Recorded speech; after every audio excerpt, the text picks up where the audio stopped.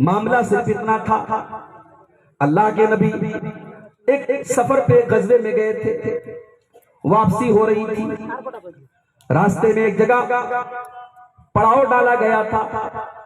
حضرت عائشہ قضائے حاجت کرنے کے لیے پیشاب و پاخانہ کی ضرورت کے لیے جاتی ہیں، واپس آتی اپنے گلے میں دیکھتی ہیں ہار نہیں ہے، دوبارہ وہاں جاتی ہیں جہاں وہ قضائے حاجت کرنے کے لیے گئی تھی، اپنا ہار تلاش کرنے۔ ادھر قافلے کی روانگی کا ٹائم ہو گیا، قافلہ جانے لگا۔ حضرت عائشہ بہت ہلکی پھلکی تھی، وزن ان کا بہت کم تھا۔ ان کی جو پالکی تھی، جو پالکی اٹھا کر کے اونٹ کے اوپر رکھی جاتی تھی، پالکی اٹھانے والوں نے یہ سمجھا کہ حضرت عائشہ اس کے اندر موجود ہے، جبکہ وہ نہیں تھی۔ انہوں نے پالکی کو اٹھایا اور اونٹ کے اوپر رکھ دیا اور اونٹ آگے چل پڑا۔ اب حضرت عائشہ واپس آئی، دیکھا سارا قافلہ جا چکا ہے، بالکل سناٹا ہے۔ حضرت عائشہ وہیں پر جا کر کے بیٹھ گئی جہاں پر ان کی اونٹنی بیٹھی تھی۔ قافلے کے پیچھے ایک صحابی تھے، ان کا نام تھا صفوان بن معطل رضی اللہ تعالیٰ عنہ۔ ان کا کام یہ تھا کہ قافلے میں اگر کوئی سامان چھوٹ جائے، کوئی بچہ چھوٹ جائے، کسی کی کوئی چیز چھوٹ جائے تو وہ پیچھے نظر رکھیں۔ انہوں نے دور سے دیکھا حضرت عائشہ رضی اللہ تعالیٰ عنہا بیٹھی ہوئی، انہوں نے پردے کی آیت اترنے کے پہلے جب صحابہ ایک دوسرے کی عورتوں کو دیکھا کرتے تھے اور پردے کی آیت اترنے کے بعد پھر چونکہ پردے کا حکم آ گیا پھر نہیں دیکھتے تھے، تو پہلے انہوں نے دیکھا تھا تو پہچان لیا، انہوں نے فوراً انا للہ و انا الیہ راجعون کہا اور اپنا منہ دوسری طرف کر لیا اور اپنی اونٹنی کو بٹھا دیا۔ حضرت عائشہ اونٹنی کے اوپر سوار ہوئی اور اس اونٹنی کی نکیل پکڑ کر کے حضرت صفوان اس اونٹنی کو لے کر کے آئے، اور جب تھوڑی تاخیر سے تھوڑا لیٹ پہنچے تو جب مدینہ پہنچے تو منافقوں نے کہا کہ صاحب یہ دیکھو عائشہ کو تو ان کے ساتھ چکر چل رہا ہے۔ اللہ کے نبی کی بیوی کے اوپر اتنا گھناؤنا الزام لگایا گیا، منافقوں نے اس معاملے کو بہت اچھالا اور 3 صحابہ کرام بھی ان منافقوں کے جھانسے میں آ گئے۔ ایک کا نام تھا حسان بن ثابت اور ایک کا نام تھا جو حضرت زینب کی بہن تھی حمنہ بنت جحش، اور اسی طریقے سے ایک تیسرے صحابی، 3 صحابی ایسے تھے جو اس معاملے میں انوالو ہو گئے، باقی سارے منافق لوگ تھے۔ 1 مہینے تک اللہ کے نبی ٹینشن میں رہے، تکلیف میں رہے۔ 1 مہینے کے بعد اللہ کے پیارے نبی حضرت عائشہ کے پاس آتے ہیں۔ حضرت عائشہ اپنے مائکے جا چکی ہیں، لمبا واقعہ میں شارٹ کر رہا ہوں۔ مدینہ پہنچ حضرت عائشہ اپنے مائکے ہیں، اللہ کے نبی آتے ہیں اور آ کر کے کہتے ہیں عائشہ اگر کوئی غلطی ہو گئی ہے تو اللہ سے معافی مانگو۔ حضرت عائشہ کہتے ہیں میں نے اپنے باپ سے کہا کہ آپ جواب دیجئے، باپ نے کوئی جواب نہ دیا۔ میں نے ماں سے کہا آپ جواب دیجئے، ماں نے کوئی جواب نہ دیا۔ میں کھڑی ہو گئی، میں نے کہا کہ آج اگر میں اپنی صفائی میں کہوں گی کہ میرا اس میں کوئی ہاتھ نہیں ہے، میں نے کچھ غلط نہیں کیا ہے، تو کوئی میری بات کا یقین نہیں کرے گا، اور اگر میں یہ کہہ دوں میں نے غلط کام کیا ہے سب میری بات کا یقین کر لیں گے۔ میں کچھ نہیں کہوں گی، میں وہی بات کہوں گی جو حضرت یوسف کے باپ نے کہی تھی، فَصَبْرٌ جَمِيلٌ وَاللَّهُ الْمُسْتَعَانُ عَلَىٰ مَا تَصِفُونَ۔ میں آپ سب کی اس بات پر بس صبر سے کام لیتی ہوں اور اللہ سے مدد مانگتی ہوں۔ اتنا حضرت عائشہ نے کہا اور چپ ہو گئی۔ اس کے بعد حضرت عائشہ کہتی ہیں اللہ کے نبی کی پیشانی پر پسینے کے قطرات نمودار تھے، اللہ کے رسول کی پیشانی پر پسینے کے قطرے نظر آنے لگے جو اس بات کا سنکیت تھے، علامت تھی، نشانی تھی جب قرآن کی آیتیں آپ کے اوپر اترنے والی۔ تھوڑی دیر کے بعد سورہ نور کی 10 آیتیں اللہ کے نبی کے اوپر نازل ہوتی ہیں، اور سورہ نور کی ان 10 آیتوں میں اللہ تعالیٰ اپنے نبی کی پیاری بیوی حضرت عائشہ کی برات کا اعلان کرتا ہے، ان کی بے قصوری کا اعلان کرتا ہے، ان کی بے گناہی کا اعلان کرتا ہے، اور انہی 10 آیتوں میں یہ آیت بھی اتری لولا اذ سمعتموہ ظن المؤمنون والمؤمنات بانفسہم خیرا۔ اے مسلمانوں جب تم نے یہ خبر سنی تمہارے نبی کی بیوی کے اوپر اتنا بڑا الزام لگا، جب تم نے یہ خبر سنی تو تم نے اپنے نبی کی بیوی کے ساتھ اچھا گمان کیوں نہیں کیا؟ وَقَالُوا هَذَا إِفْكٌ مُبِينٌ، اور تم نے یہ کیوں نہیں کہا کہ یہ بہت بڑا الزام ہے؟ یہ ہے اسلام کی تعلیم میرے بھائی، بدگمانی سے بچو، تحقیق کرو، کوئی خبر آئے کسی کے بارے میں اندھا دھند مان مت لو۔ آج ہمارا خاص طور سے نوجوان طبقہ سوشل میڈیا کا دور ہے، انٹرنیٹ کا دور ہے۔ میں چینل والے ہمارے بیٹھے ہوئے ہیں، بڑے ہنگامے کی کیفیت پیدا ہو رہی تھی، لیکن آپ سوچیں کہ آج اگر ہم یہ پابندیاں لگا رہے ہیں کہ چینل والے ریکارڈنگ نہ کریں تو ہم کیوں پابندیاں لگا رہے ہیں؟ بھئی ہمارا کیا نقصان ہے اگر یہ ریکارڈنگ کریں؟ آج کتنے چینل والے ہیں، میں کس کا نام لوں کس کا نہ لوں، میری تقریر کے ساتھ، مولانا جرجی صاحب کی تقریر کے ساتھ اور دوسرے علماء کی تقریر کے ساتھ اتنے گندے اور گھناؤنے فوٹو لگا رہے ہیں کہ آپ حیرت کریں گے میرے بھائیوں۔ ایک دینی تقریر ہے، ایک عالم دین، ایک مقرر ہے، آپ اس کی تصویر ننگی عورتوں کے ساتھ لگا رہے ہیں۔ اب کوئی چینل والا کہتا ہے صاحب ہم یہ کام نہیں کرتے، ہم کس کے اوپر بھروسہ کریں؟ ہم تو ان چینل والوں کو بھی جانتے ہیں جو بڑے پاک صاف ہیں، ان کے بھی 100-200 ویڈیوز میں سے کوئی ایک ویڈیو کا تھمبنیل آپ کو ایسا مل جائے گا جس میں ویو پانے کے لیے انہوں نے ایسا تھمبنیل لگایا ہے، غلط اس میں لڑکیوں کی تصویریں لگائی ہیں۔ ایک تقریر میں نے اپنے ایک فیملی کا واقعہ بیان کیا، اپنی بیوی کا ایک واقعہ بیان کیا، ایک چینل والے نے تھمبنیل بنائے مولانا کی بیوی کا واقعہ، ایک برقعے والی عورت کو لگا دیا، اور برقعے والی عورت بھی بڑی خوبصورت عورت، اس کا چہرہ نظر آ رہا تھا۔ تو میں نے اس کو میسج کیا کہ بھائی تم نے یہ لگایا ہے، اب دنیا والے تو نہیں سمجھ رہے عبدالغفار صاحب کی بیوی ہے، تو اس نے ایک کام کیا کہ اب دوسری عورت کا فوٹو لگا دیا جس کا چہرہ ڈھکا ہوا، یعنی حرکت سے باز نہیں آئے۔ سوشل میڈیا بہت اچھی چیز ہے میرے بھائیوں، مگر آج ہم نے غلط استعمال کر کے اس کو خراب بنا ڈالا ہے۔ یوٹیوب اتنی خراب جگہ نہیں تھی، آج مجھے کہنے دیجئے چینل پر تقریریں آ رہی ہیں اور تقریروں کے اوپر نان اسکیپیبل ایڈ آ رہے ہیں، 3-3 4-4 منٹ کے ایڈ آ رہے ہیں۔ مولانا کی تقریر سننے کے لیے آدمی بیٹھا ہے اور اس پہ میوزک اور گانا بج رہا ہے اور فضول قسم کے ایڈ آ رہے ہیں۔ کیوں یہ ایڈ آ رہے ہیں؟ علماء کے فتوے موجود ہیں کہ اگر ایڈ ناجائز اور حرام چیزیں اس ایڈ کے اندر آ رہی ہیں وہ ایڈ صحیح نہیں ہے، اور جب ایڈ صحیح نہیں ہے تو اس ایڈ کے ذریعے انکم کرنا بھی صحیح نہیں ہے۔ علماء کے فتوے موجود ہیں، آپ پتہ کر لیجیے۔ میں مفتی نہیں ہوں، میں فتویٰ نہیں دیتا ہوں، لیکن جو ہماری جماعت کے بڑے بڑے علماء ہیں ان کے فتوے آپ انٹرنیٹ پر دیکھ سکتے ہیں۔ یہ حالات ہے میرے بھائی۔ ہمارا نوجوان، ابھی فلسطین کا مسئلہ چل رہا ہے، ایک ویڈیو آج کل بڑا وائرل ہو رہا ہے صاحب، بیت المقدس کی چھت پر مجاہدین کھڑے ہوئے ہیں جھنڈا لے کر کے اور نعرے تکبیر اللہ اکبر پڑھ رہے ہیں اور کوئی اذان دے رہا ہے، سارا ویڈیو فیک ہے، بالکل فرضی ویڈیو ہے۔ تو یہ سوشل میڈیا پر کوئی ویڈیو ہے، کوئی فوٹو ہے، اس کو آپ شیئر کرنے کے پہلے قرآن کی اس آیت کو ہمیشہ اپنے سامنے رکھیں۔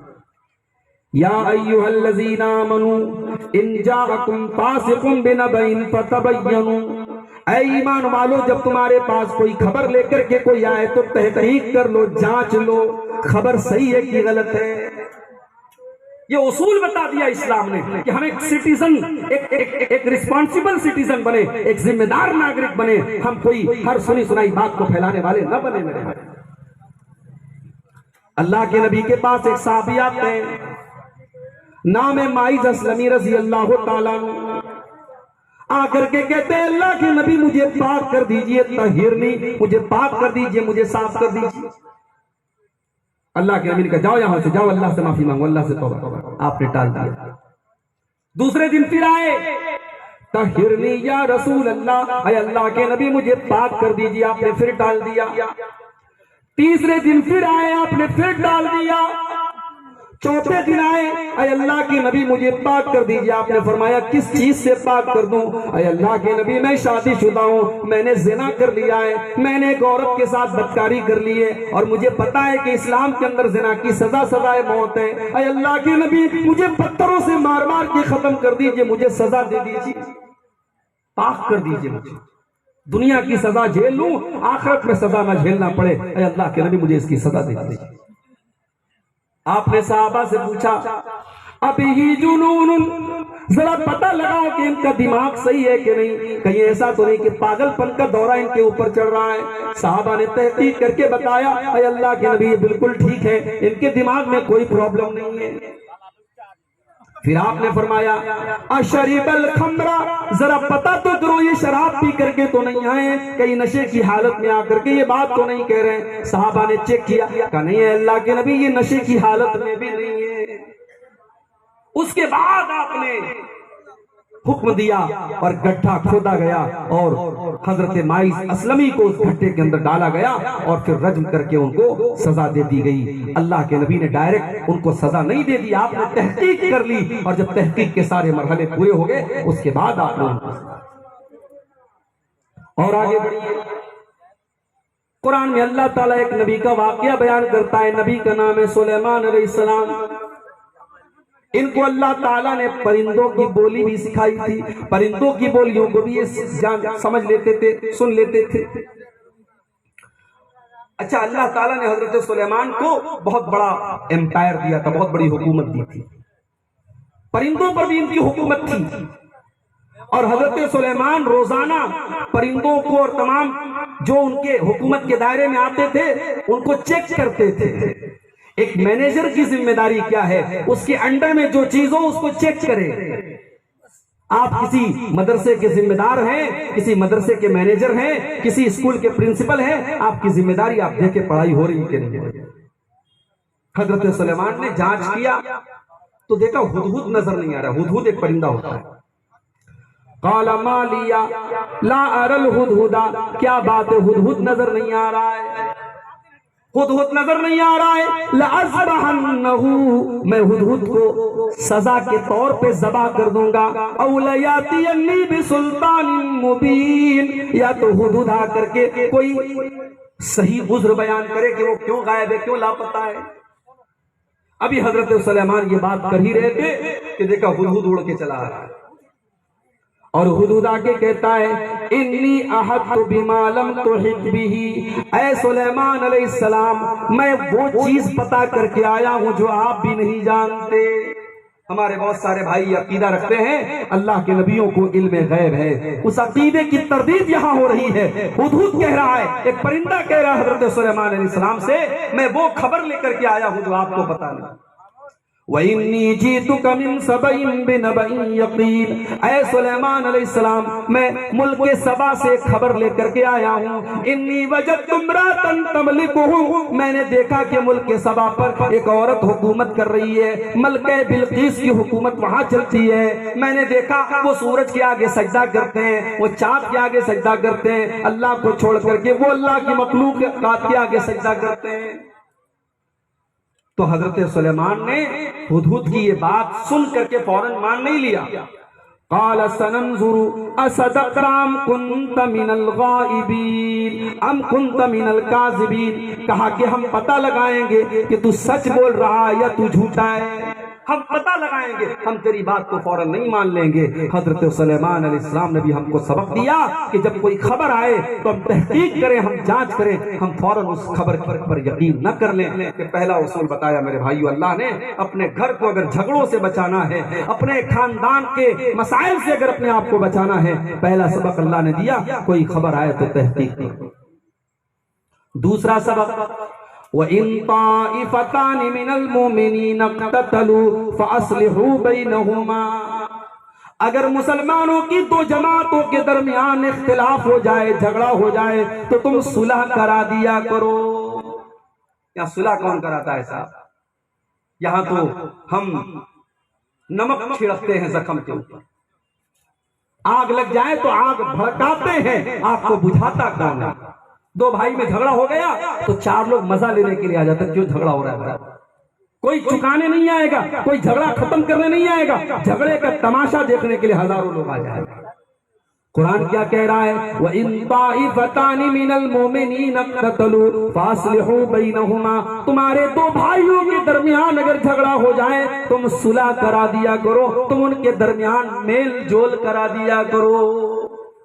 हमारे नबी इसीलिए आए थे मेरे भाई, हमारे नबी मेल करने के लिए आए थे, लोगों को मिलाने के लिए आए थे।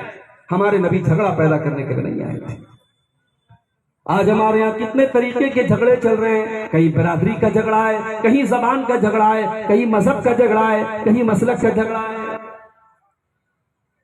میرے نبی جھگڑا ختم کرنے کے لیے آئے تھے، میرے نبی نے پتھر کھا کھا کر کے لوگوں کو جوڑا ہے۔ آج لوگ مرغا کھا کھا کر کے لوگوں کو توڑنے کی کوشش کر رہے ہیں، میرے نبی نے پتھر کھایا، لوگوں کو ملایا۔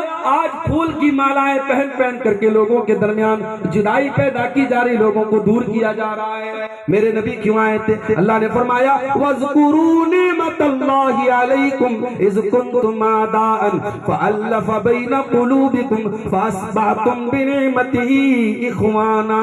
او لوگو، میری نعمتوں کو یاد کرو، میرے احسان کو یاد کرو۔ جب تمہیں ایک دوسرے کے دشمن تھے، ہم نے اپنے نبی کو بھیج کر کے تمہیں بھائی بھائی بنا دیا۔ اللہ کے نبی دشمنوں کو دوست بنانے آئے تھے، صلح کرا دیا۔ ایک بات بتاؤں آپ کو، اللہ کے نبی پوری زندگی جب تک آپ صحت کی حالت میں رہے، کبھی ایسا نہیں ہوا کہ مدینہ میں آپ رہے ہوں اور آپ کی جگہ نماز کسی اور نے پڑھا، کبھی ایسا نہیں ہوا۔ مگر ایک مرتبہ ایسا ہوا، آپ مدینہ کے اندر موجود ہیں، عصر کی نماز کا ٹائم ہے، اقامت کا ٹائم ہو چکا ہے، اذان ہو چکی ہے، اقامت کا ٹائم ہے۔ حضرت بلال تلاش کر رہے، اللہ کے نبی نظر نہیں آ رہے ہیں۔ اللہ کے نبی کے بعد اگر صحابہ کسی کو درجہ دیتے تھے، مقام دیتے تھے، حضرت ابوبکر صدیق کو دیا کرتے تھے۔ حضرت بلال نے کہا اے ابوبکر آپ چل کر کے نماز پڑھا دیجیے۔ حضرت ابوبکر آگے بڑھے، اللہ اکبر کہہ کر کے نماز پڑھانا شروع کیا۔ تھوڑی دیر کے بعد اللہ کے نبی مسجد میں آئے اور آپ سب میں شامل ہو گئے۔ صحابہ کرام محسوس کر لیتے اپنے نبی کی خوشبو سے کہ اللہ کے نبی تشریف لا چکے ہیں۔ اب صحابہ کرام کے لیے بڑی عجیب بات ہے کہ اللہ کے نبی آ چکے ہیں، اب ابوبکر نماز کیسے پڑھائیں گے؟ صحابہ تالی بجانے لگے، صحابہ کرام تالی بجانے لگے کہ ابوبکر جلدی سے اب پیچھے چلے آؤ، اللہ کے نبی آ چکے ہیں۔ جب بہت زیادہ تالی بجانے لگے، حضرت ابوبکر نے کنکھی سے دیکھا تو سب کے اندر اللہ کے پیارے نبی نظر آئے۔ اللہ کے پیارے نبی نے ہاتھ سے اشارہ کیا کہ ابوبکر تم کنٹینیو رکھو، تم نماز پڑھاتے رہو، لیکن ابوبکر صدیق نہیں رکے اور جلدی سے پیچھے چلے آئے، پیچھے سب میں چلے آئے۔ سب میں صحابہ نے جگہ بنا دی، پیچھے سب میں چلے آئے۔ اللہ کے نبی آگے بڑھے، آپ نے نماز پڑھائی، باقی نماز جب آپ نے سلام پھیرا، آپ نے لوگوں سے کہا کہ اے لوگوں، امام سے اگر کوئی غلطی ہو جائے تو عورتوں کو حکم ہے کہ وہ تالی بجائیں گی، وہ ہاتھ پر ہاتھ ماریں گی، مردوں کو حکم ہے وہ سبحان اللہ کہیں گے، تمہیں تالی نہیں بجانا ہے۔ اور اے ابوبکر، جب میں نے اشارہ کیا کہ تم نماز کنٹینیو رکھو، تم نماز پڑھاتے رہو، تو اے ابوبکر تم پیچھے کیوں چلے آئے؟ تو جانتے ہیں ابوبکر صدیق نے کیا جواب دیا؟ کہا اے اللہ کے نبی، ما کانا لابن ابی قحافہ یصلی بالناس، اے اللہ کے نبی ابو قحافہ کے بیٹے کی اتنی ہمت نہیں ہے، اے اللہ کے نبی ابو بکر کی اتنی ہمت نہیں ہے کہ اللہ کے نبی موجود ہو اور ابو بکر لوگوں کو نماز پڑھائے۔ جب تک نبی موجود ہے، ابو بکر اپنی حیثیت یہ نہیں سمجھتا کہ وہ لوگوں کو نماز پڑھائے۔ یہ اکلوتا واقعہ ہے اللہ کے نبی کی پوری سیرت کا کہ آپ مدینہ کے اندر تھے اور ابوبکر صدیق نماز پڑھانے کے لیے کھڑے ہوئے تھے اور آپ تندرستی کی حالت میں تھے۔ آپ کیوں ٹائم پر نماز کے ٹائم حاضر کیوں نہیں تھے؟ بخاری کے اندر اس کا جواب ملتا ہے، اللہ کے نبی دو قبیلوں کے درمیان صلح کرانے کے لیے گئے تھے، دو قبیلوں میں جھگڑا ہو گیا تھا، اللہ کے نبی اس جھگڑے کو چکانے کے لیے، اتنی اہمیت تھی میرے نبی کی نظر میں، دو قبیلوں کا جھگڑا چکانے کے لیے آپ گئے تھے اور وہاں دیر ہو گئی، عصر کی نماز کی اقامت کا ٹائم ہو گیا، اتنی دیر ہو گئی۔ اس سے اندازہ لگاؤ میرے بھائی، اسلام کی نظر میں صلح کرانے کی کتنی اہمیت ہے۔ جھوٹ بولنا کتنا بڑا پاپ ہے۔ اللہ کے نبی نے فرمایا مومن جھوٹا نہیں ہو سکتا، مومن کذاب نہیں ہو سکتا، اتنا بڑا پاپ ہے جھوٹ بولنا۔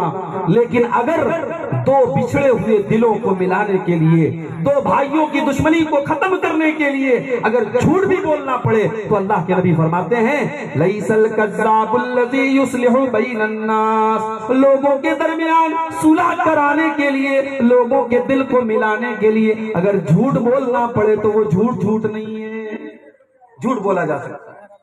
ضرورت پڑنے پر، یہ نہیں بلا وجہ نہیں، ضرورت اگر پڑنے پر دو لوگوں کے درمیان اگر میل ملاپ کرانے کے لیے جھوٹ بھی بولنا پڑے تو جھوٹ بھی بولا جا سکتا ہے۔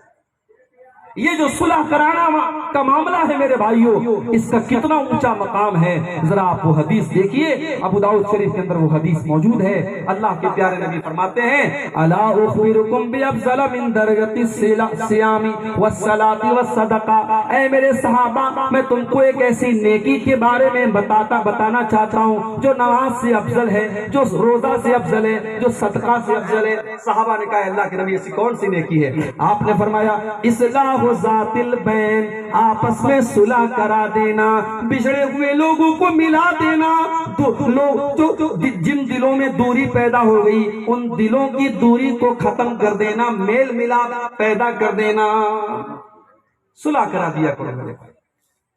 مسجد میں چار لوگ بیٹھ کر کے کنارے پھسر کریں جائز نہیں ہے، اللہ نے منع کیا ہے۔ اکیلے بیٹھ کر کے مسجد میں لوگ پھسر چپکے بات کریں، یہ اسلام کے اندر منع کیا ہے اللہ کے نبی نے۔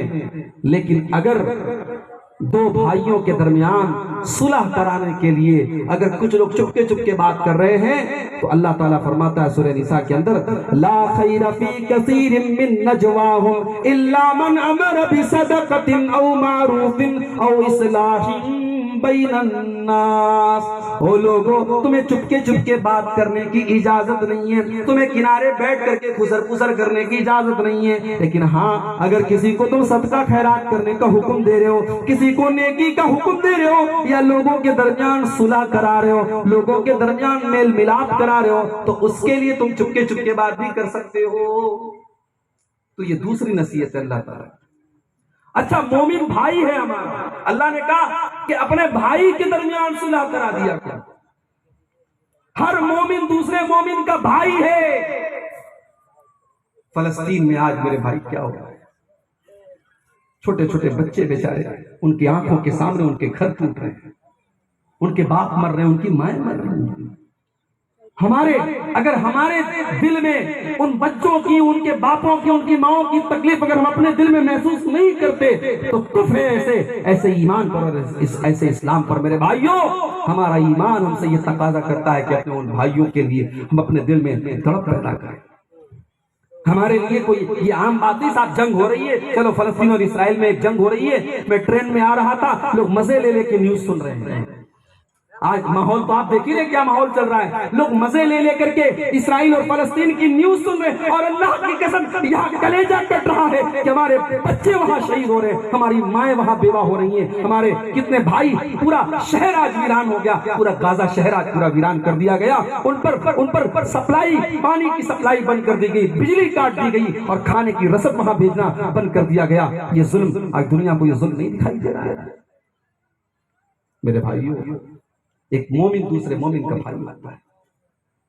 کبھی یہ نہ سوچو کہ یو پی کے اندر کچھ ہو رہا ہے تو صاحب ہم تو سیف ہیں، یو پی والا یہ نہ سمجھے بہار کے اندر کچھ ہو رہا ہے ہم تو سیف ہیں۔ پوری دنیا کا مومن، پوری دنیا کا مسلمان اپنے مسلمان بھائی کو بھائی سمجھے، اس کی تکلیف کو اپنی تکلیف سمجھے، اس کے درد کو اپنا درد سمجھے۔ اسی لیے اللہ کے نبی فرماتے ہیں المومن للمومن کالبنیان یشد بعضہ بعضا، ارے مسلمان تو مسلمان کے لیے ایک بلڈنگ کی طرح ہوتا ہے، ایک عمارت کی طرح ہوتا ہے۔ بلڈنگ کھڑی ہوتی ہے، اس میں پلرز ہوتے ہیں، اس میں اینٹیں ہوتی ہیں، اس میں سیمنٹ ہوتا ہے، اس میں چھڑ ہوتا ہے۔ بلڈنگ کا ہر میٹیریل دوسرے میٹیریل کو طاقت دیتا ہے، بلڈنگ کا ہر پارٹ دوسرے پارٹ کو طاقت دیتا ہے۔ اللہ کے نبی فرماتے ہیں مومن کے لیے بلڈنگ میٹیریل کی طرح ہے، جیسے بلڈنگ کا ہر پارٹ دوسرے پارٹ کو طاقت دیتا ہے، مومن کو طاقت پہنچاتا ہے۔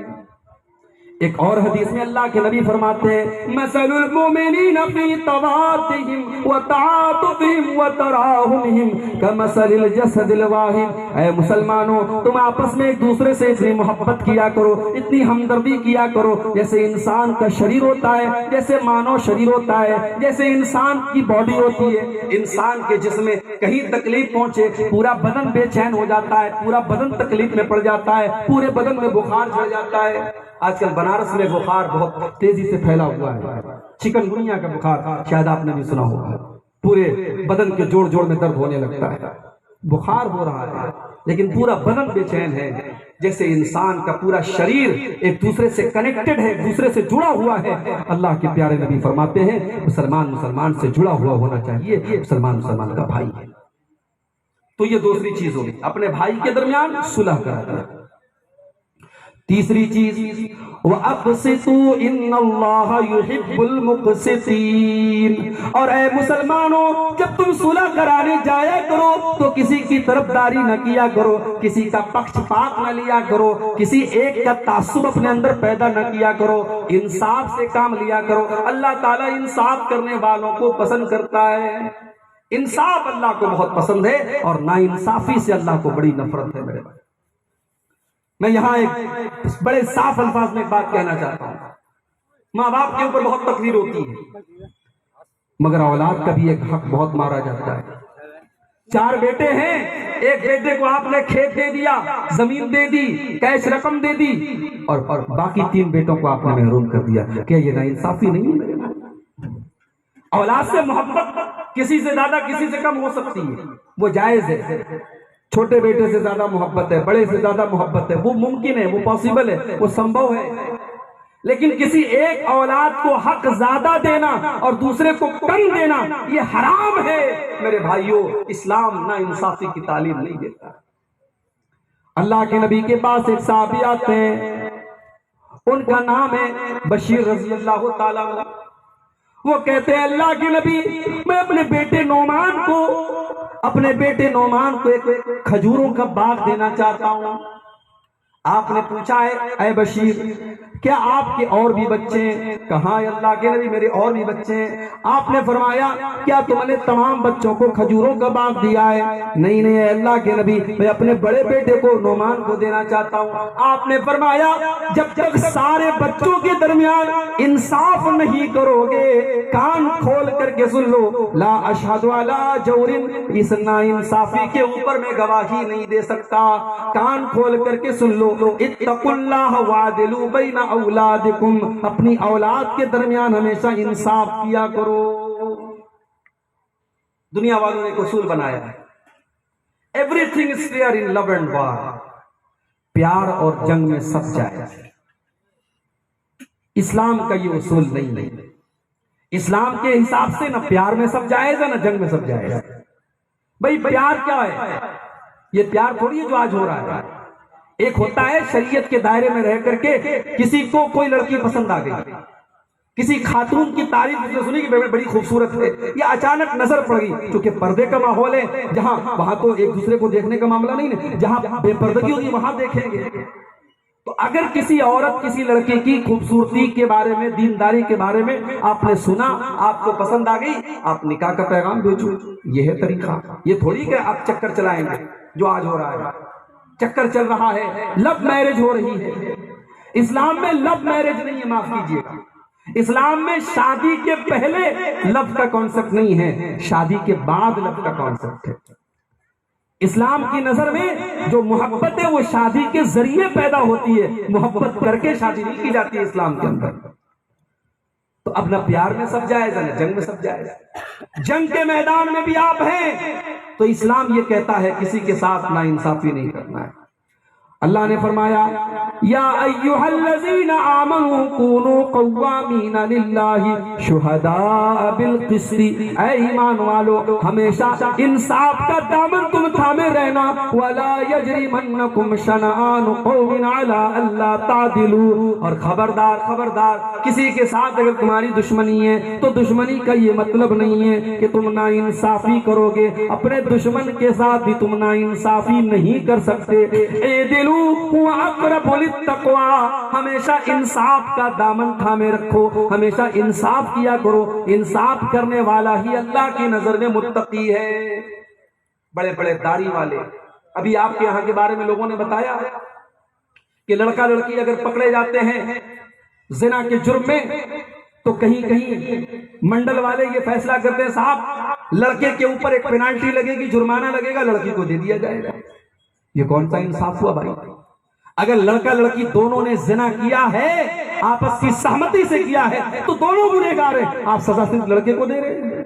اور اس لڑکے سے آپ پینالٹی لے کر کے لڑکی کے اس کے گھر والوں کو دلا رہے ہیں، وہ آپ اس گناہ کو اور اس کو بڑھاوا دے رہے ہیں۔ اور میں نے یہاں تک سنا ہے کہیں کہیں باقاعدہ کچھ لڑکیوں نے پیشہ بنا لیا ہے، وہ لڑکوں کو اپنے عشق کے جال میں پھنساتی ہیں اور پھر اس طریقے سے جب معاملہ آتا ہے ان کو اچھا خاصا اماؤنٹ مل جاتا ہے، رقم مل جاتی ہے۔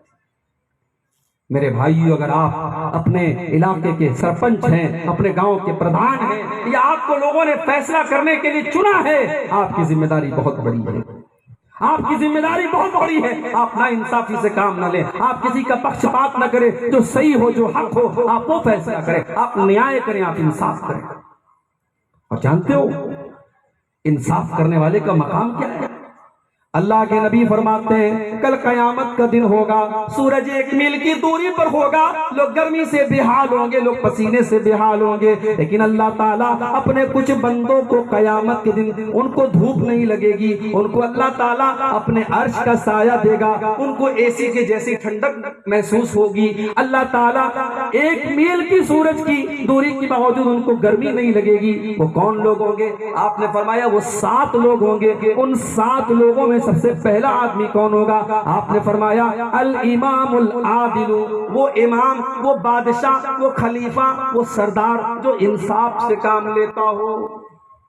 جس ملک کا حاکم، جس ملک کا بادشاہ، جس ملک کا حکمران اگر ظالم ہو جائے، نا انصافی پر اتر جائے، اس ملک کے اوپر میرے بھائیوں اللہ کی رحمتیں اور برکتیں نہیں اترتی ہیں۔ آج آپ دیکھ لو، جہاں جہاں آپ کو مصیبتیں اور پریشانیاں نظر آئیں، سمجھ جاؤ اس ملک کے اندر ظلم و ستم ہو رہا ہے، وہاں نا انصافی ہو رہی ہے، وہاں انصاف کا گلا گھونٹا جا رہا ہے۔ انصاف کی بڑی اہمیت اللہ کے نزدیک۔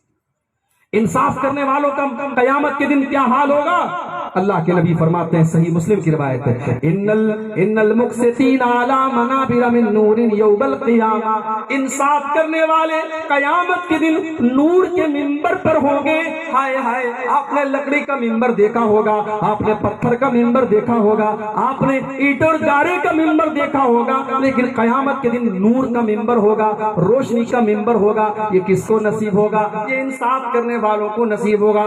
الذین یعدلون فی حکمہم واہلیہم وما ولوا، اللہ کے نبی آگے فرماتے ہیں انصاف کرنے والے وہ لوگ ہوتے ہیں جو اپنے فیصلے میں بھی انصاف کرتے ہیں، اپنے بچوں اور پریوار میں بھی انصاف کرتے ہیں، اور جو ذمہ داری ملے اپنی ذمہ داری کے ساتھ انصاف کرتے ہیں۔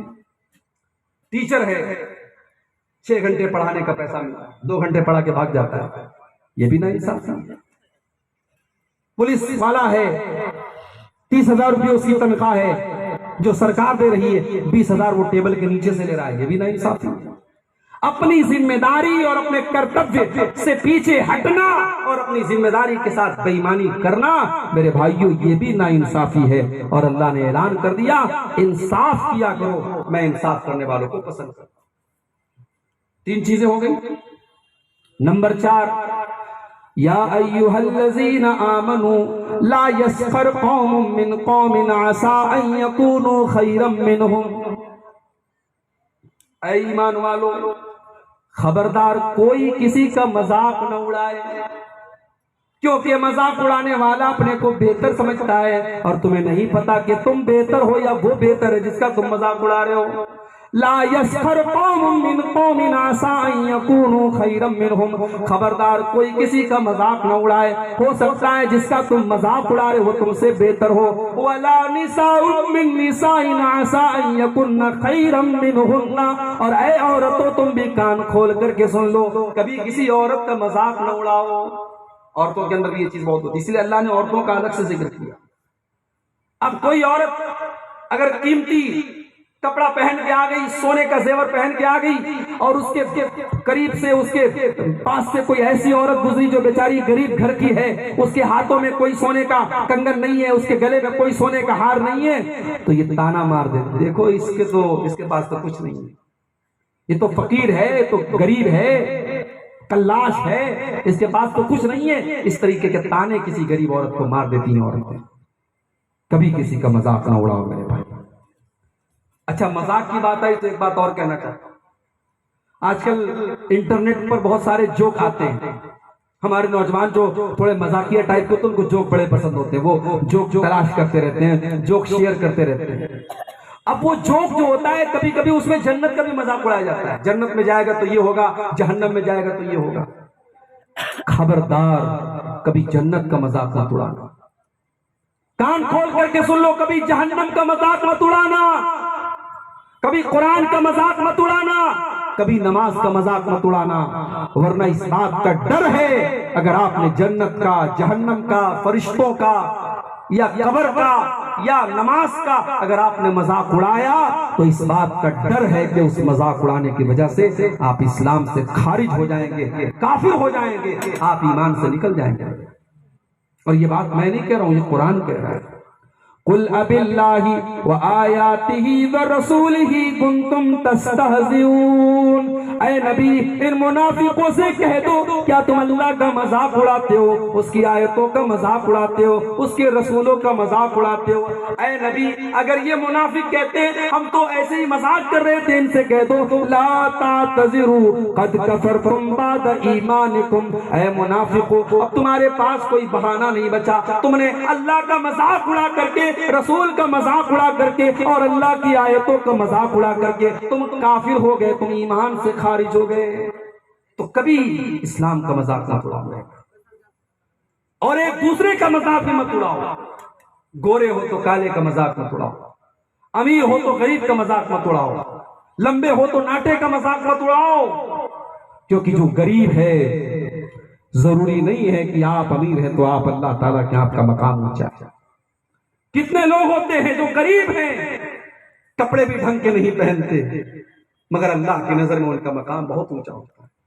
اللہ کے نبی فرماتے ہیں کم من اشعث اغبر مدفوع بالابواب، بہت سارے ایسے لوگ ہوتے ہیں جن کے بال بالکل میلے کچیلے ہوتے ہیں، کپڑے بالکل پھٹے پرانے ہوتے ہیں، اگر کسی کے دروازے پہ چلے جائیں تو لوگ دھکے دے کر کے نکال دیں، اتنے غریب ہوتے ہیں، اتنے فٹیچر ہوتے ہیں، لیکن اللہ کی نظر میں ان کا مقام اتنا اونچا ہوتا ہے۔ لو اقسم علی اللہ لا برہ، اگر اللہ کا نام لے کر، اللہ کی قسم کھا کر کے اگر کوئی بات کہہ دے تو اللہ ان کی قسم کو بیکار نہیں جانے دیتا، وہ اللہ کی قسم کھا کے کوئی بات اگر کہہ دے اللہ ان کی بات کو ضرور پوری فرماتا ہے۔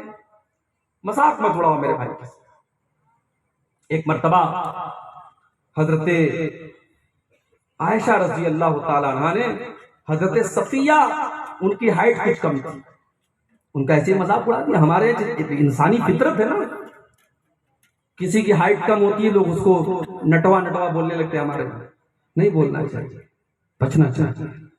آپ نٹوا نٹوا کہہ رہے ہیں اس کا مطلب آپ کو اپنی لمبائی، اپنی ہائٹ پر غرور ہے، یہ پسند نہیں ہے اللہ تعالیٰ۔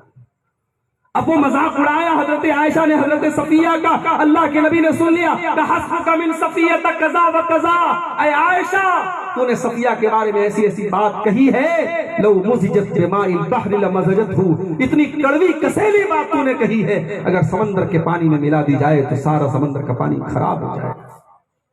تو میرے بھائیوں اللہ کہہ رہا ہے خبردار کسی کا مذاق مت اڑاؤ۔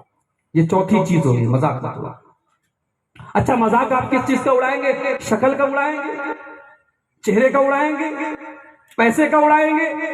اللہ تعالیٰ نہ پیسہ دیکھتا ہے، نہ چہرہ دیکھتا ہے، نہ شکل دیکھتا ہے۔ اللہ کیا دیکھتا ہے؟ ان اللہ لا ينظر الى صورکم واجسامکم واموالکم، اللہ تعالیٰ تمہاری شکلوں کو نہیں دیکھتا، تمہارے جسموں کو نہیں دیکھتا، تمہارے مال کو نہیں دیکھتا، ولکن ينظر الى قلوبکم واعمالکم، اللہ تعالیٰ تو تمہارے دلوں کو دیکھتا ہے، تمہارے عمل کو دیکھتا ہے۔ اللہ تعالیٰ کے دل دیکھا جائے گا، اس کے عمل دیکھا جائے گا۔ تو یہ ہو گئی آپ کی چوتھی چیز کہ خبردار کوئی کسی کا مذاق نہ اڑائے۔ پانچویں چیز وَلَا تَلْمِزُوا أَنفُسَكُمْ، اور خبردار کسی کو تانے نہ مارا کرو، تانا نہ مارو، زبان سے اشارے سے کسی کو تانا مت مارو، یہ جہنمیوں کی نشانی ہے تانا مارنا۔ وَيْلٌ لِكُلِّ هُمَزَةٍ لُمَزَةٍ الَّذِي جَمَعَ مَالًا وَعَدَّدَهُ يَحْسَبُ أَنَّ مَالَهُ أَخْلَدَهُ، بربادی ہے، جہنم ہے تانا مارنے والے کے لیے، کسی کے اوپر الزام لگانے والے کے لیے، کسی کے اوپر تانا کرنے والے کے لیے۔ تو تانا مت مارو۔ اس کے بعد چھٹی چیز وَلَا تَنَابَزُوا بِالْأَلْقَابِ، اور کسی کو برے لقب سے یاد نہ کرو۔ کوئی پہلے شراب پیتا تھا، اب توبہ کر لیا، اب اس کو کہتے ہیں ارے یہ تو پیکڑ تھا، شراب پیتا تھا. نہیں، ایسا نہیں بولنا ہے. کوئی پہلے تمباکو کھاتا تھا، گٹکا کھاتا تھا، آج بیچارہ نیک ہو گیا، سدھر گیا. اب آپ کہہ رہے ارے یار چلو زیادہ بات مت بتاؤ، تم بہت گٹکا کھاتے تھے. اس طریقے سے کسی کی پچھلی زندگی کا نام لے کر کے اس کو تانا مارنا یہ صحیح نہیں ہے. ابو جہل بہت بڑا ظالم تھا، اس امت کا فرعون کہا اللہ کے نبی نے اس کو. ابو جہل کا بیٹا، نام نوٹ کر لو، بچہ پیدا ہو تو یہ نام رکھ دینا، الٹے سیدھے نام مت رکھا کرو. اکرما نام. ابو جہل کے بیٹے کا نام اکرما تھا اور وہ مسلمان ہو گئے، صحابی ہو گئے. ایک مرتبہ حضرت اکرما آتے ہیں، کچھ صحابہ ان کو دیکھ کر کے کہتے ہیں ارے یہ تو ابو جہل کا بیٹا ہے، اس امت کے فرعون کا بیٹا ہے. اللہ کے نبی کے کانوں میں یہ آواز پڑ گئی. آپ نے کہا خبردار خبردار، کیا تم نے قرآن کی یہ آیت نہیں پڑھی ہے وَلَا تَنَابَزُوا بِالْأَلْقَابِ، خبردار کسی کو برے لقب سے تم یاد نہ کرنا. ایک مرتبہ اللہ کے نبی گھر آئے، آپ کی بیوی صفیہ رو رہی تھی. آپ نے پوچھا صفیہ کیا بات ہے، کیوں رو رہی ہو؟ کہا اللہ کے نبی مجھے آپ کی دوسری بیویاں کہتی ہیں میں یہودی ہوں اور یہودی باپ کی بیٹی ہوں. اے اللہ کے نبی میں تو آپ کی بیوی ہوں، میں تو آپ کے اوپر ایمان لے آئی ہوں، اگر میرا باپ یہودی تھا اس میں میرا کیا قصور ہے؟ آپ کی بیویاں مجھے یہودی کہتی ہیں، یہودیوں کی اولاد کہتی ہیں. آپ نے ان کو تسلی دی. آپ نے کہا اے صفیہ ایسی کوئی بات نہیں ہے، تم تو حضرت ہارون کی بیٹی ہو، تم لوگوں سے کہہ دیا کرو میرے باپ تو ہارون ہے، میرے چچا تو موسیٰ ہے، میرے شوہر تو محمد رسول اللہ ہے، میری تو تین نبیوں سے رشتہ داری ہے، میرا باپ بھی نبی ہے، میرا چاچا بھی نبی ہے، میرا شوہر بھی نبی ہے. یہ مقام تو میری بیویوں میں کسی کو حاصل نہیں ہے جو مقام تم کو ملا ہے صفیہ. وَلَا تَنَابَزُوا بِالْأَلْقَابِ، خبردار کسی کو برے لقب سے یاد مت کیا. تو یہ ہو گئی آپ کی چھ.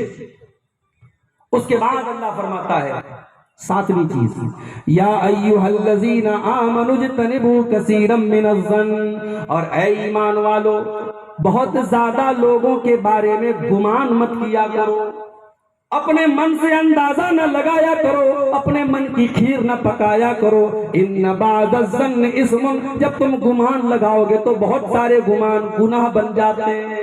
گمان مطلب بدگمانی مت کیا کرو، بدگمانی مت کیا کرو، اپنے من سے کسی کے بارے میں فیصلہ مت کیا کرو. میرے بھائی ایک صحابی اللہ کے نبی کے پاس آئے، کہا اللہ کے نبی میں گورا، میری بیوی بھی گوری، بچہ کالا پیدا ہو گیا.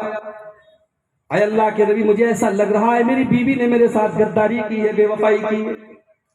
اپنی بیوی کے اوپر شک کر رہے ہیں، اپنی بیوی کے اوپر بدگمانی کر رہے ہیں. اب ذرا اللہ کے نبی کا جواب سنو. آپ نے پوچھا کیا تمہارے پاس اونٹ ہے؟ کہا اللہ کے نبی میرے پاس بہت اونٹ ہے. آپ نے فرمایا کس رنگ کے اونٹ ہے؟ کہا اللہ کے نبی سب سرخ رنگ کے، لال والے اونٹ ہیں، سرخ والے اونٹ ہیں. آپ نے پوچھا کیا تمہارے اونٹوں میں کوئی مٹیالے رنگ کا بھی ہے؟ کہا اللہ کے نبی کچھ مٹیالے رنگ کے بھی ہیں. آپ نے پوچھا یہ لال اونٹوں میں مٹیالے رنگ کے اونٹ کہاں سے آ گئے؟ کہا اللہ کے نبی ہو سکتا ہے ان اونٹوں کی نسل میں ان کے باپ دادا میں کوئی مٹیالہ رہا ہو اور کوئی رنگ کھینچ کر کے چلی آئی ہو اور بچہ اس کا مٹیالہ پیدا ہو گیا ہو. کہا ہے میرے پیارے صحابی اگر تمہارے لال اونٹوں میں مٹیالے رنگ کا اونٹ پیدا ہو سکتا ہے تو گورے لوگوں کے گھر میں کالا بچہ بھی پیدا ہو سکتا ہے. بدگمانی نہ کیا کرو، برا گمان نہ کیا کرو. بدگمانی زہر ہے. کتنے گھر تباہ ہو گئے. کوئی آتا ہے آپ کے پاس، کتنی نوکری تمہاری، کتنی تنخواہ ہے، سیلری کتنی ہے؟ ارے یار کیا بتاؤں 5000 روپیہ سیلری مل رہی. ارے یار 5000 میں کیسے گزارا ہو رہا ہے تمہارا؟ اب اس نے آپ کے دماغ میں بھڑکا دیا آپ کو نوکری کے خلاف.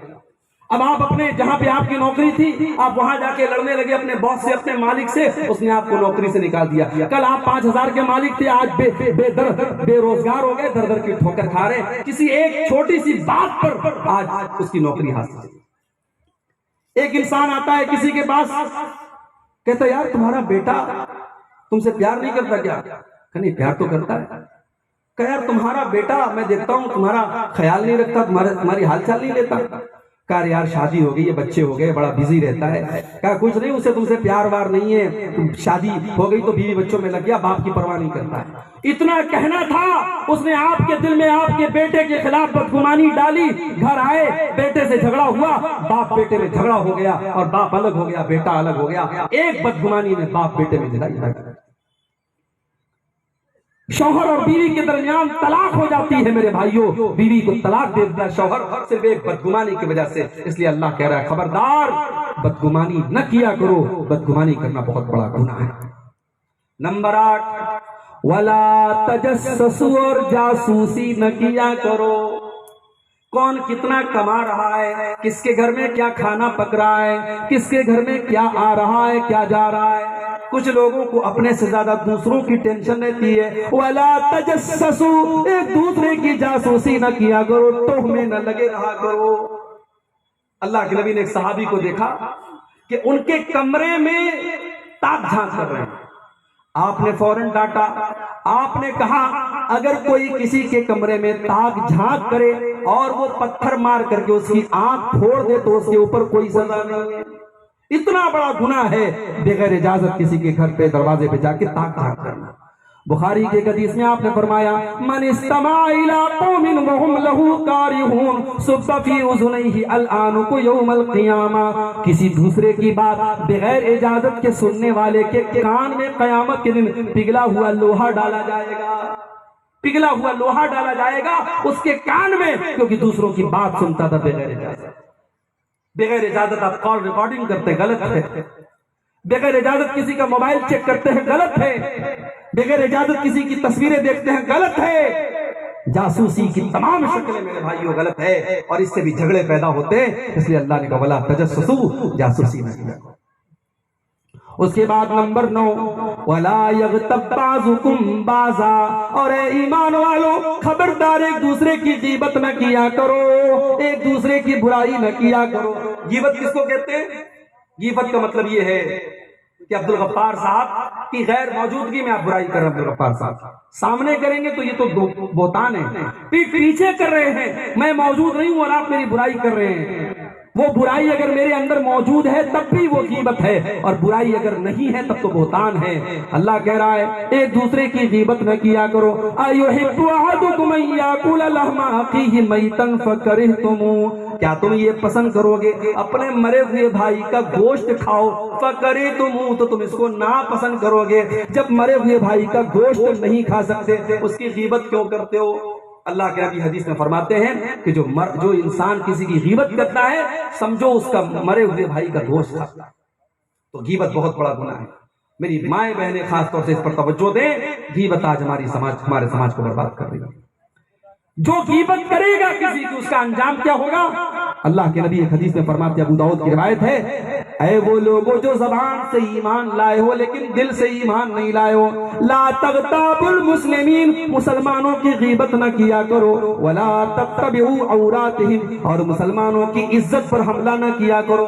جو کسی مسلمان کی عزت کے پیچھے پڑے گا یفضحہ فی بیتہ، اللہ تعالیٰ اس کے گھر میں اس کو ذلیل کر دے گا، اس کو اپمانت کرے گا، اس کو انسلٹڈ کرے گا۔ اگر آپ کسی کی غیبت کریں گے کل کوئی آپ کی غیبت کرے گا، کسی کی عزت آپ اچھالیں گے کل کوئی آپ کی عزت اچھالے گا۔ تو غیبت مت کرو۔ اب یہ 9 چیزیں ہو گئی، ہمارے شیخ نور محمد خاطر صاحب بنگالی وقتہ بھی تشریف لا چکے ہیں۔ آخری چیز 10ویں چیز میں بیان کر کے بات کروں گا۔ یہ 10 چیزیں ہیں، آپ کو بھی میں دعوت دیتا ہوں، قرآن کھولیے 26واں پارہ سورہ حجرات آیت نمبر 6 سے لے کر کے 13 تک، اطمینان سے بیٹھ کر کے آپ یہ تقریر آپ نے سنی ہے، لیکن گھر جا کے آپ اطمینان سے ایک بار خود بھی اسٹڈی کر لیجئے اور دیکھیے کہ اس کے اندر جتنی چیزیں بیان ہوئی ہیں کہیں ایسا تو نہیں وہ چیز ہمارے اندر ہے۔ 10ویں چیز کیا ہے؟ برادری بات۔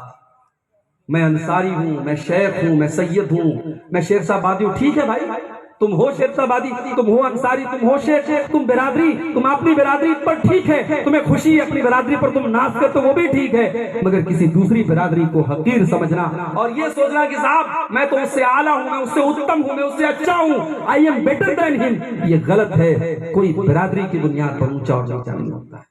یا ایھا الناس انا خلقناکم من ذکر و انثی وجعلناکم شعوبا وقبائل لتعارفوا، اے لوگو تم سب ایک ماتا پتا کی، ایک آدم کی، ایک حوا کی اولاد ہو، تمہاری برادریاں ہم نے بنائی، تمہارے قبیلے ہم نے بنائے، لتعارفوا تاکہ پہچان بن جائے، یہ شیر صاحب آبادی ہے، یہ شیخ ہے، یہ انصاری ہے، یہ فلاں یہ فلاں ہے، یہ پہچان کے لیے بنایا تھا، یہ تکبر کرنے کے لیے، اہنکار کرنے کے لیے نہیں بنایا تھا۔ बिहार में एक जगह है दरभंगा के करीब में, गांव का नाम मैं भूल रहा हूं। वहां बाकायदा गांव के बीच में दीवार खड़ी है, इस रास्ते से अंसारी जाएंगे, इस रास्ते से शेख जाएंगे। ये शर्म की बात नहीं है मेरे भाई। अभी मैं यूपी के अंदर एक जगह गया, वहां लोगों ने बताया कि मौलवी साहब यहाँ सब मुसलमान हैं, लेकिन बिरादरीवाद इतना है, कुरैशियों की मस्जिद अलग है, नाई बिरादरी की मस्जिद अलग है, खान बिरादरी की मस्जिद अलग है, अंसारी बिरादरी की मस्जिद अलग है, मस्जिदों में भी बंटवारे हो गए मेरे भाई। आज इस्लाम को हमने खुद नुकसान पहुंचाया है मेरे भाई। इस भारत की सरजमीन पर आज अगर करोड़ों मुसलमान हैं तो आप कभी इतिहास उठा के देखिए, भारत में मुसलमान कैसे पैदा हुए, इस्लाम कैसे आया।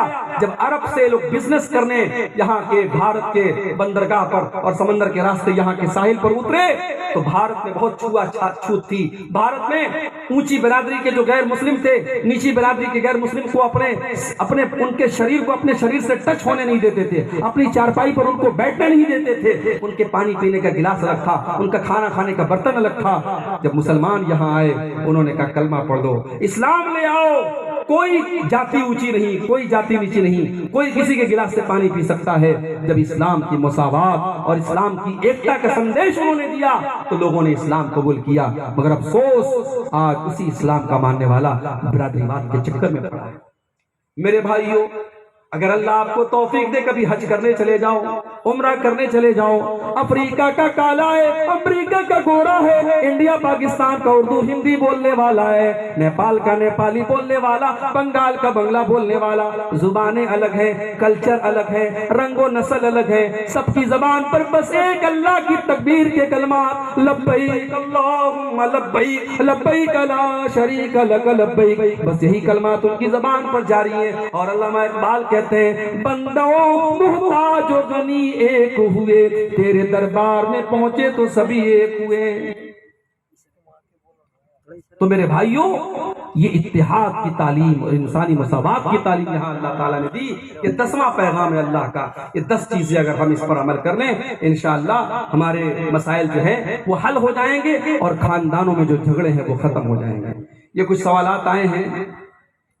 ये भारत देश में भिन्न भिन्न जाति के लोगों का निवास होता है, लेकिन मुस्लिम समुदाय को आतंकी एवं टेररिज्म बोला जाता है, विशेषकर बताएं, जबकि देश में आज़ादी ने दिन मुस्लिम या मुसलमान आज़ादी का हकीकी सहयोगी है, फिर भी इतना कमजोरी एवं इनका आदर्श कम क्यों है? डॉक्टर महफूज आलम साहब का ये सवाल है। देखिए, ये मैं समझता हूं कि इस सवाल को हमें गैर मुस्लिमों को समझाने की जरूरत है। इस्लाम का आतंक के साथ क्या ताल्लुक है? मैं अगर कुरान की वो आयतें आपको पढ़ के सुनाऊं जिसमें अल्लाह ताला ने एक निर्दोष की हत्या करने को पूरी मानवता का की हत्या बताया है। जो कुरान ये कह रहा है, मन कतल नफ्सन बिगैरि नफ्सिन औ फसादिन फिल अर्ज़ि फकअन्नमा क़तलन नास जमीआ, एक इंसान की हत्या करना, एक निर्दोष को कत्ल करना, पूरी इंसानियत का कत्ल करना है। वो इस्लाम आतंकवाद की तालीम कैसे दे सकता है? हमारे नबी जंग के मैदान में कहते हैं किसी बूढ़े को कत्ल मत करो, किसी बच्चे को कत्ल मत करो, किसी के साथ धोखा मत करो। भाई जंग के मैदान में कौन तालीम देता है? जंग के मैदान में तो मारो काटो की बात होती है। मेरे नबी ने जंग के मैदान के भी प्रिंसिपल्स बताए, उसूल बताए हैं। इस्लाम का आतंकवाद से कोई ताल्लुक नहीं। मगर असल मामला ये है कि अब हम और आप नाम के मुसलमान रहे। मुसलमान का मतलब गोश्त खाने वाला, मुसलमान का मतलब टोपी लगाने वाला। हम प्रैक्टिकली मुसलमान अगर होते और हमारा बिहेवियर, हमारा व्यवहार, हमारा सुलूक अपने गैर मुस्लिम भाइयों के साथ अगर इस्लामी होता तो शायद ये हालात ना होते। हम कट गए, अपने गैर मुस्लिम भाइयों से बिल्कुल कट गए और हमारा जो कल्चर है वो पूरा बिल्कुल गैर इस्लामी हो गया। इसलिए आज ये माहौल पैदा हुआ है। माहौल अब भी सही हो सकता है, हम प्रैक्टिकल मुसलमान बन जाए, इंशाअल्लाह मसाइल हल हो सकते हैं।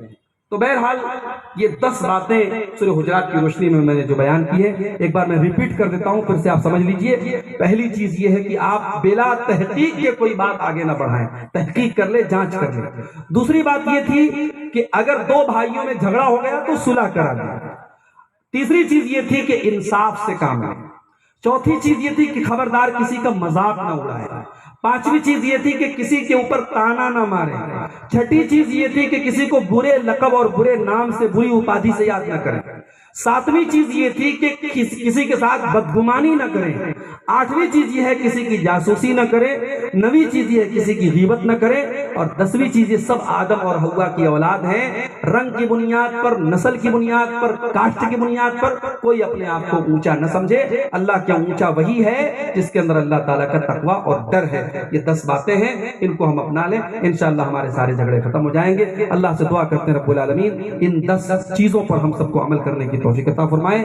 رب العالمین ہمارے گھروں میں، خاندانوں میں جہاں جو بھی جھگڑے ہیں سب کو ختم فرما دے۔ اللہ کہنے سننے سے زیادہ عمل کرنے کی توفیق عطا فرمائے، آمین۔ ربنا تقبل منا انك انت السميع العليم وتب علينا انك انت التواب الرحيم، وصلى الله تعالى على نبينا محمد وآله وصحبه اجمعين، والسلام علیکم ورحمۃ اللہ وبرکاتہ۔